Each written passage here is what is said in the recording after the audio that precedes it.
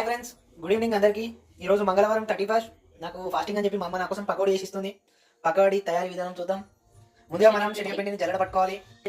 ధనియాలు, కొంచెం కొత్తిమీర, ఉల్లిపాయలు, కొన్ని పచ్చిమిర్చి, ఒక 2, జీలకర్ర.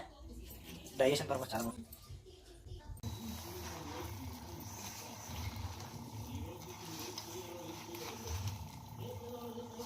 ఇట్లా ముద్దయ్యేదానికి ఇట్లే కలుపుకోవాలి, ఇలా ముద్దలాగా. నూనె వస్తుందా?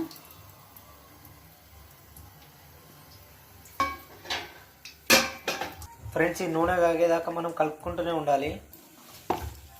మనం ఎంత కలుపుకుంటే అంత టేస్ట్ ఉంటుంది. వేసుకుందా పొడి పొడిగా వేసుకుంటే పొడిగా వస్తుంది. స్పూన్లు అనుకుంటారు కావచ్చు, ఆంటీ చేయితోటి కారం వేస్తున్నావు, చేయితోటి ఉప్పు వేస్తున్నావు అని.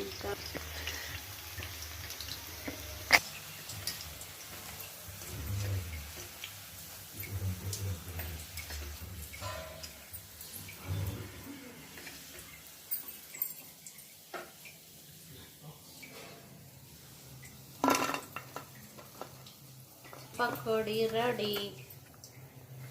థ్యాంక్ యూ అమ్మా. ఎట్లుంది చిన్న? సూపర్. మంచిగా కరకరలాడుతుంది, క్రిస్పీ. బాగుందా?